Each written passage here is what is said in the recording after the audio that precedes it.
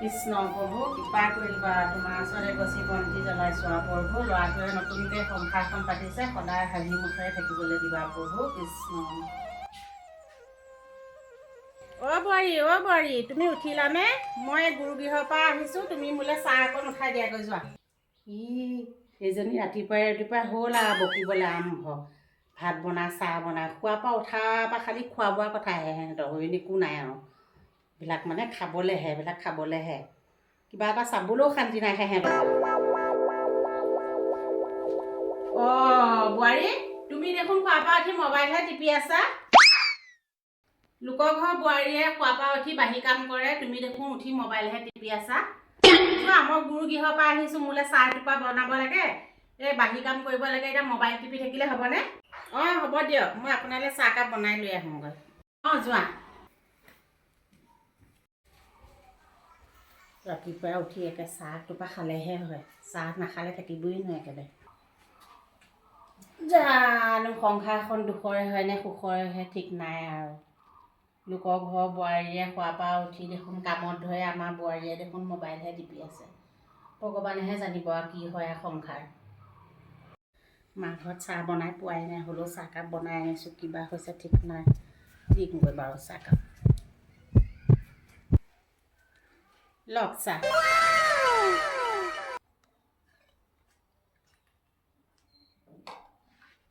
ইছ ৰাম বোৱাৰী, চেনি সোপা একে ঠিকছে দিলা।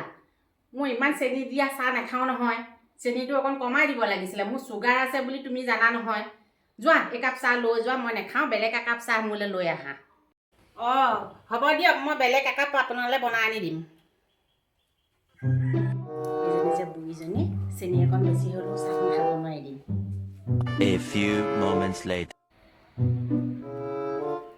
লওক মায়ে আপোনালৈ মই নিমখ চাহ বনাই আনিছোঁ এবাৰ।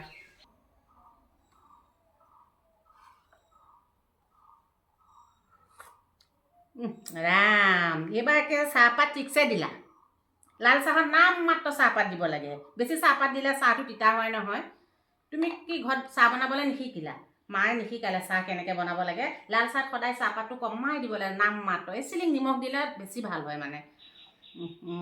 একো এটা কাম কৰিবলৈ নাজানেও। মই এইখিনি নাখাওঁ, চাহ পেলাই দিয়াগৈ, মই নিজে বনাই পেলাই খাম পিছত। মই এখন ঘৰলৈ আপোনাক আউল পেচন মাৰিবলৈ অহা নাই নহয়। মই কিবা বিয়া হৈ আপোনাৰ আউল মাৰি থাকিবলৈ আহিছোঁ নেকি? এবাৰ ক'ব নিমখ বেছি হ'ল, এবাৰ ক'ব চাহপাত বেছি হ'ল, এবাৰ ক'ব চেনি বেছি হ'ল, হ'লেও আপোনাক দুবাৰ চাহ দিলোঁ। এইবাৰ পৰা মোক আউল লগাই নাথাকিব। মই আপোনাৰ আউল পেচন মাৰি থাকিবলৈ এলাহ অহা নাই কিন্তু। মই মাৰ ঘৰতে ইমান কাম কৰি নাথাকোঁ, মই সদায় অকণমান আৰাম কৰিবলৈ বিচাৰোঁ। আপুনি খালি আউল বাউল লগাই থাকিব। এইবিলাকৰ ওচৰত বহি থাকে নেকি এইবিলাকৰ ওচৰত? এইজনী মুখখন একে লাওপাত কচুপাত, কথাষাৰ ক'বহে পালোঁ। চাচোন মুখখন কিমান জোকাৰি জোকাৰি কথা কৈছে, শাহুৱেকক কেনেকৈ কথা ক'ব লাগে নাজানে। মানুহে কয় দেই বোৱাৰী ভাল বুলি কৈছিলে, এতিয়া নতুনতে বোলে নহৰু ৰৰৈয়া, পিছত নহৰু বোলে চালাই পালিব।